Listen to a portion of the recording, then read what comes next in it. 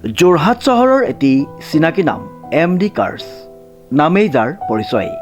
আমাৰ ইউজ কাৰ ডিলাৰত 4চকীয়া 2চকীয়া বাহনৰ উপৰিও কমাৰ্চিয়েল আৰু প্ৰাইভেট বাহন উপলব্ধ উচিত মূল্যত। আমাৰ শ্ব'ৰুমত গাড়ী এক্সচেঞ্জৰ সুবিধাৰ লগতে ইঞ্চুৰেঞ্চ, পলিউশ্যন আদিৰো সুবিধা গ্ৰহণ কৰিব পাৰিব। নমস্কাৰ, মই যোৰহাটৰ MD কাৰ্ছৰ স্বত্বাধিকাৰ হয়। আমাৰ ইয়াত সকলোখিনি গাড়ী পাব, কমাৰ্চিয়েলৰ পৰা ধৰি প্ৰাইভেট ভেহিকললৈকে পাব। আমাৰ ইয়াত ফাইনেন্সৰো সুবিধা পাব আৰু এক্সচেঞ্জো হয় আমাৰ ইয়াত। আমাৰ প্ৰত্যেকখন গাড়ীৰে ডকুমেণ্টছৰ যিখিনি চাৰ্জ হ'ব সেইখিনি আমি ফ্ৰী কৰি দিওঁ আৰু ইঞ্চুৰেঞ্চ, পলিউশ্যন সকলোখিনি আমি আমাৰ ফালৰ পৰা পাব। আপোনালোকে কোনো ডকুমেণ্টছ চাৰ্জ একো দিবও নালাগে।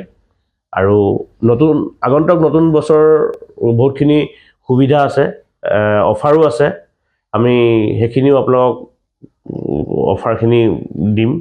আৰু আমাৰ এড্ৰেছটো হৈ গ'ল যোৰহাটৰ সদৰ তিনিআলি নিয়েৰ টুকুলাই, MD কাৰ্ছ। Contact number 9101587204। আৰু এটা আমাৰ ডিলাৰ আছে গোলাঘাটৰ টাউনতে, MD কাৰ্ছ। আপোনালোক তালৈও যাব পাৰে, তাতো ভাল ভাল গাড়ী পাব। আপোনাৰ মন পচন্দৰ গাড়ীখন ক্ৰয় কৰিব পাৰিব।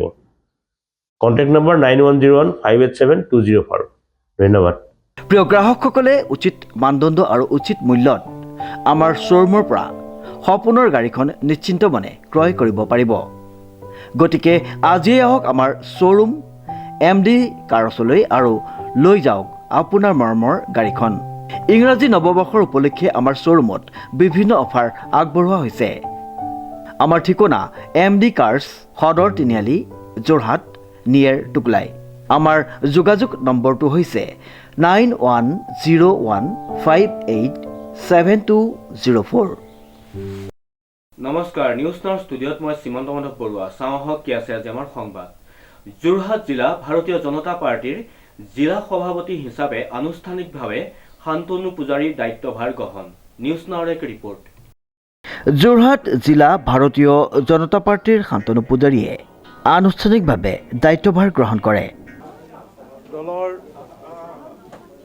ৰাষ্ট্ৰীয় তথা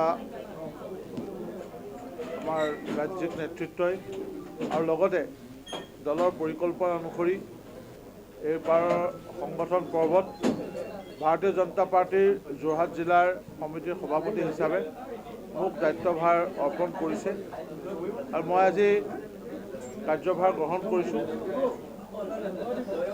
অতি কম সময়ৰ ভিতৰতে আমাৰ সন্মুখত পঞ্চায়তৰ নিৰ্বাচন আহি পৰিছে।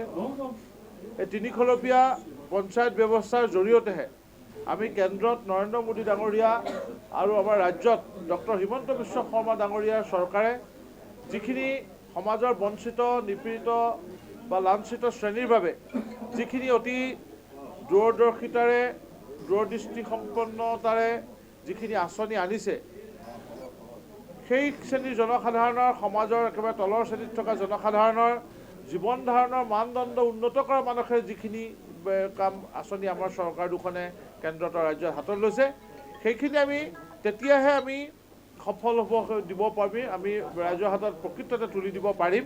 আৰু সেইখিনি তুলি দিয়াটো সেই চৰকাৰ দুখন পৰিচালনা কৰা এটা দলৰ জিলা সমিতিৰ সভাপতি হিচাপে আমাৰো বা আমাৰ কাৰ্যকৰ্তা, আমাৰ সতীৰ্থসকলৰ এটা পবিত্ৰ কৰ্তব্য, দায়িত্ব বুলি ভাবিছোঁ। আৰু সেইকাৰণে আমি তিনিখলপীয়া পঞ্চায়ত ব্যৱস্থাটো যাতে আমাৰ সমভাৱা সম্পন্ন কিছু লোকে ইয়াত দায়িত্বভাৰ ল'ব পাৰে, তাৰ কাৰণে আমি যোৰহাট জিলাত আপ্ৰাণ চেষ্টা চলাম। আৰু মই আমাৰ দলৰ এই সময়ত কেইবাগৰাকীও জ্যেষ্ঠ নেতৃবৃন্দ আমাৰ মাজত উপস্থিত আছে, সকলোৰে আশীৰ্বাদ লৈছোঁ আৰু ল'ম, যিসকল আজি আহিব পৰা নাই বিভিন্ন কাৰণত। আৰু মই সকলোকে লগত লৈ আমাৰ নতুন প্ৰজন্মৰ বা মোৰ সহকৰ্মীসকল, সতীৰ্থসকল, মোৰ একেলগে কাম কৰা আমাৰ সমভাৱাপন্ন ব্যক্তিসকল আমাৰ লগত আছে। সকলোকে লগত লৈ হাতত হাত মিলাই, কান্ধত কান্ধ মিলাই আমি প্ৰথমতে যোৰহাট জিলাত জিলা পৰিষদ আৰু আমাৰ আঞ্চলিক পঞ্চায়তসমূহ যাতে সম্পূৰ্ণভাৱে আমাৰ দখললৈ আহে, তাৰ কাৰণে মই চেষ্টা চলাম আৰু মোৰ নেতৃত্বক ইয়াৰ কামত লগাম। আৰু লগতে অনাগত সময়ত ভাৰতীয় জনতা পাৰ্টীৰ সকলো সতীৰ্থ পুৰণি আৰু যিসকল কিবা কিবি কাৰণত নিষ্ক্ৰিয় হৈ আছে সকলোকে লগত লৈ আমি অনাগত সময়ছোৱাত দলটোক যোৰহাট জিলাত আগবঢ়াই লৈ যাব লাগিব। আৰু মোদী ডাঙৰীয়াই, নৰেন্দ্ৰ মোদী ডাঙৰীয়াই আৰু ৰাজ্যত ডক্টৰ হিমন্ত বিশ্ব শৰ্মা ডাঙৰীয়াই যি সমভাৱাপন্ন, যে আমাৰ তেখেতলোকে যেনেকৈ চেষ্টা কৰিছে ভাৰতবৰ্ষক বিশ্বগুৰু আসনত অধিষ্ঠিত কৰা, অসমক দেশৰ শ্ৰেষ্ঠ 5খন ৰাজ্যৰ ভিতৰত অধিষ্ঠিত কৰা, আমি যোৰহাট জিলাকো যাতে বিভিন্ন ধৰণৰ সাংগঠনিকভাৱে হওক বা অন্যান্য দিশতেই হওক আমি যাতে যোৰহাটকো এখন অসমৰ আগশাৰী জিলা হিচাপে আমি পৰিগণিত কৰাৰ ওপৰত তাৰ কাৰণে চেষ্টা চলিব। উল্লেখযোগ্য যে যোৰহাট কেন্দুৰগুৰি ৰাষ্ট্ৰীয় ঘাইপথৰ উপপথৰ সমীপত স্থিত জিলা বিজেপিৰ কাৰ্যালয়ত এই উপলক্ষে এক উৎসৱমুখৰ পৰিৱেশ দেখিবলৈ পোৱা যায়। 2 শতাধিক জিলা সমিতিৰ সদস্যই দ্বিতীয়বাৰৰ বাবে জিলা সভাপতিৰ দায়িত্ব লাভ কৰা জ্যেষ্ঠ নেতাগৰাকীক বাইক ৰেলী কৰি জিলা কাৰ্যালয়লৈ আদৰি আনে। জিলা বিজেপি কাৰ্যালয়ৰ সন্মুখত বন্তি প্ৰজ্বলন কৰি শান্তনু পূজাৰীয়ে বিদায়ী সভাপতি হেমন্ত কলিতাৰ পৰা দায়িত্ব গ্ৰহণ কৰে।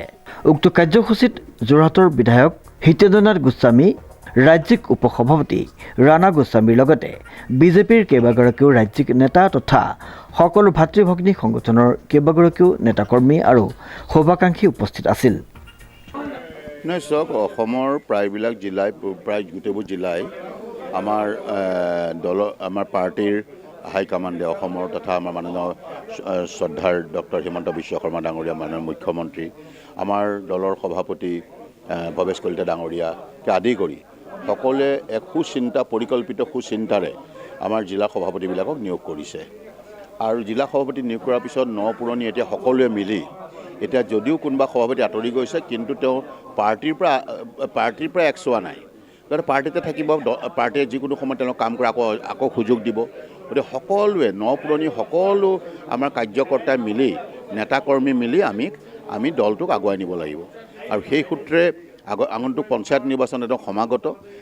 আমাৰ এতিয়া পৰম দায়িত্ব হ'ব, আমাৰ গুৰু দায়িত্ব হ'ব যে আমি ইউনাইটেডলি একেলগে সকলোৱে মিলি মানুহৰ মাজত মতানৈক্য বাদ দি আমি পঞ্চায়ত নিৰ্বাচনত জয়লাভ কৰি যাতে ডক্টৰ হিমন্ত বিশ্ব শৰ্মা ডাঙৰীয়াৰ চৰকাৰখনে, নৰেন্দ্ৰ মোদী চৰকাৰ ডাঙৰীয়াই আগবঢ়াই দিয়া আঁচনিবিলাক, ডক্টৰ নৰেন্দ্ৰ মোদী ডাঙৰীয়াই দিয়া আমাৰ সা সুবিধাবিলাক, ডক্টৰ হিমন্ত বিশ্ব শৰ্মা ডাঙৰীয়াৰ নিজৰ আঁচনি, চৰকাৰৰ আঁচনি বা আমাৰ কেন্দ্ৰীয় চৰকাৰৰ পৰা আঁচনিবিলাক যাতে শুদ্ধভাৱে ৰূপায়ণ কৰি সাধাৰণ জনতাৰ কাষলৈ লৈ যাব পৰা যায় আমাৰ পঞ্চায়ত নিৰ্বাচনৰ যোগেদি, পঞ্চায়ত প্ৰতিনিধিৰ যোগেদি, এইটোহে আজিৰ তাৰিখত আমাৰ সকলোতকৈ ডাঙৰ কথা, যাতে সঠিকভাৱে যাতে আমাৰ পাব লগাখিনিৰ কাষলৈ যাতে আমাৰ আঁচনিবিলাক ঢুকি পায়গৈ।